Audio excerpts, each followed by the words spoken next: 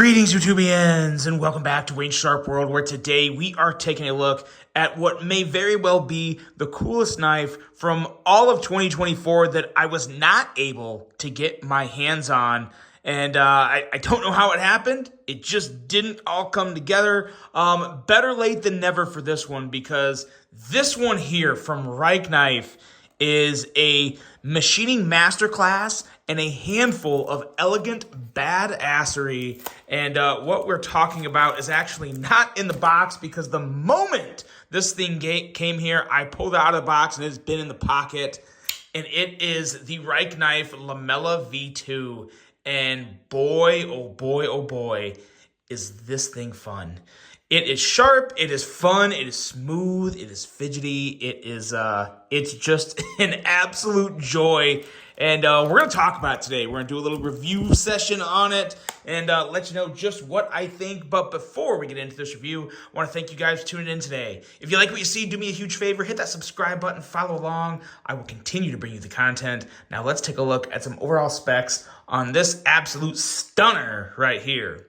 We have an overall length coming in at 9 inches with a blade length of a very nice and long 3.94 inches, 160 thousandths thick blade stock on this guy, M390 steel with a beautiful flowing trailing point blade shape with a flat grind, handle length coming in at 5 inches. Handle material on this guy is very impressive. It's titanium, but it's not so much the material. It is more so just the design that we'll talk about here in just a bit. A liner lock for the locking mechanism, but boy oh boy is it done as good as it can be. Right hand only, tip up carry, weight of 5.29 ounces, which really is not all that bad for a 9-inch knife. By no means does this feel heavy, and it's actually balanced very well also. Price is a little up there, $355, but I've got to say, for $355, I'm not mad at it about that. This has a very unique element to it, and again, just phenomenal machining that I think justifies the price tag. I mean, it's going to be hard to find. I'll put it this way: it's going to be hard to find a knife for $350 that is more worthy of that than what you see here. I'm not saying it's, again, the deal of the century, yada yada. It's solid for what it is. I got no issues with it. It justifies the price tag, in my opinion. Now, let's take a look at some size comparisons here on this monster. This, boy, oh boy, this thing is just a fun knife. Kind of reminds me, it's not a Dmitry Sinkovich design, but it kind of reminds me of a Dmitry Sinkovich design. Let's pull some things out here. What do I got? Here is the Microtech MSI. That's, yeah, boy, it's not as good of a size comparison as I thought it'd be. Let's bring out another amazing piece from Katuo here. Here is the Buckhorn, which I still don't think is, wow, that's actually, yeah, a little better of a size comparison, actually. Let's pull this off. One more. What should I throw on the table here? Here we go. The Momo. The Momo would be a good option. The Momo is actually going to be longer, because I think the Momo is, well, no, wow. So the Momo is 9.5 inches. And it is just beating it out by that, just about a ½ inch. So there you go. There's your size comparisons. That turned out pretty well. Didn't see that Momo sitting over there. I don't know how I did not see the Momo sitting right by me, but yeah, there we go. Now, let's talk about this guy. I haven't always been the biggest fan of trailing points. I think I found out why.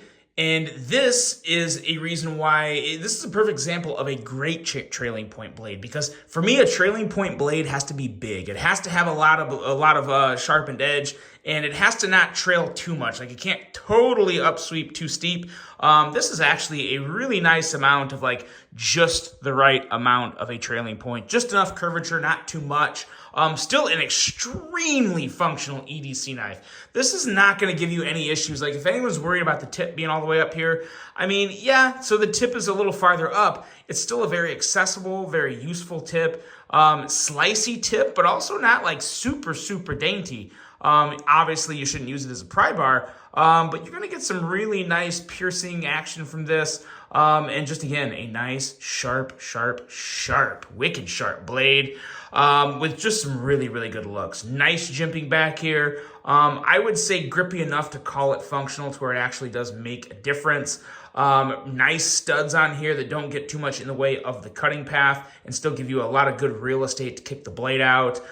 Very nice fuller that isn't really usable. I mean, well, yeah, I think, can you? You can. This knife is so much fun to flip with just the regular flipper as well as the middle finger flicking the studs.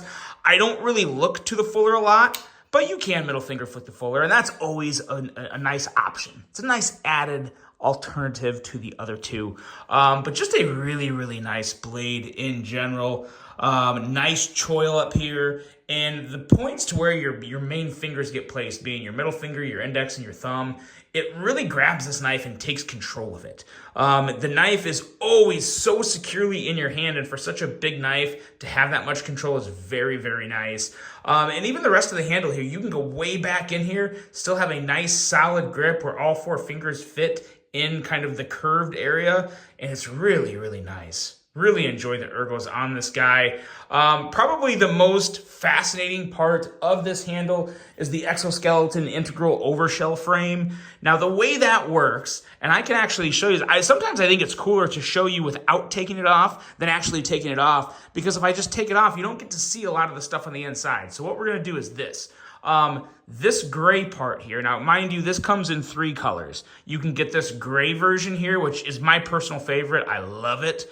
And then it's kind of like a cobalt gray, a little darker gray. Then there's a black option, and then there's also an ultim option, which is very interesting. And actually, all 3 of them I think look great. I just kind of tend to prefer the darker gray because I like how it blends with the other grays and whatnot. It just meshes very well. But the darker gray part is the exoskeleton integral overshell frame. Now, how that is connected onto this is partially by this button here and partially up here by something you can't see just yet. I'm going to show you in a second. But this little switch right here. So on the inside here, as we go around to look inside, there's the inside of the switch. Now you see right there in front of my finger, there's a post and then there's a latch. This switch is pushed down and the over part here is over that post, so it's latched down. So this little switch right here is holding the entire thing in with the notches that you can't see up there. Now, if we wanted to take this off, you just simply pop it up, lift it up, and pull it off. And then right in there is where you're gonna see your screws for the pivot. Now, how this is staying on there, and when I say staying on there, I mean there's no play in this. The machining is just so incredible. It feels like one solid piece. Right up here, you'll see there's a notch here, and then there's another notch right here. Pretty easy to see, just gotta get the right amount of light on it. So there's your 2 notches. Those are what's holding the rest of the overshell onto the actual inner frame itself. So to take it off, you simply lift it up, push it up a little, pull it off, and then to put it back on, you just line up the notches, slide it down, flip the switch back, and it's as simple as that. Works incredibly well. So a very, very cool addition to just how this knife is constructed. Really, really cool construction here, but incredible machining on the back. I mean, look at that spine. That is just absolutely gorgeous. A gorgeous knife.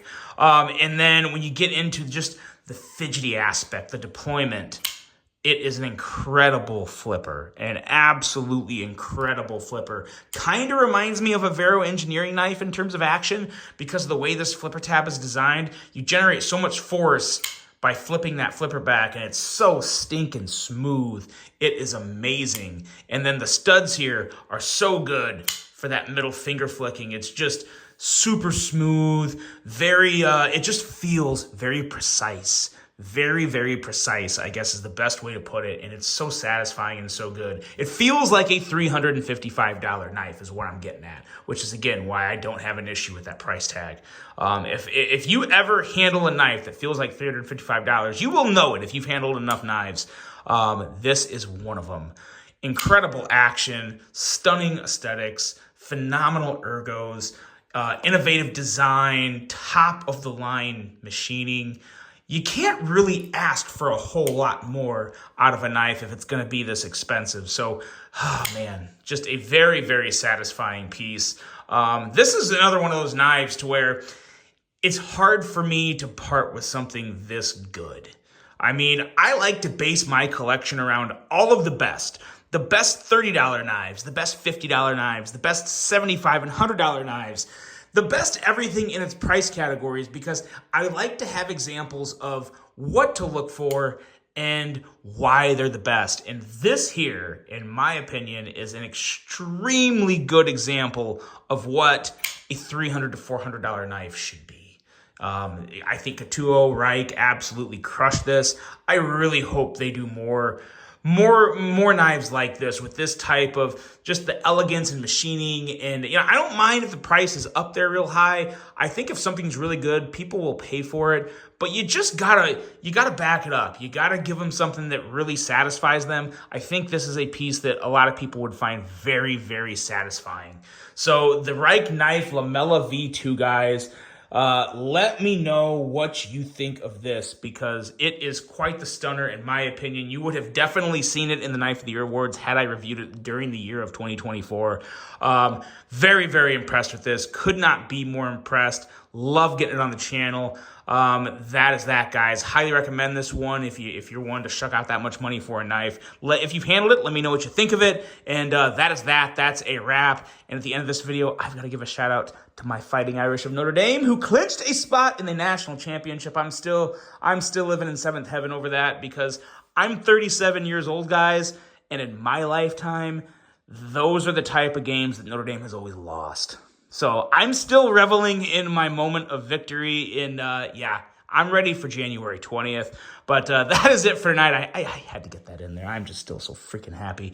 I hope you guys have a great knife. I hope you have a great knife. I hope you also have a great night, a phenomenal weekend. And until the next one, I'm out.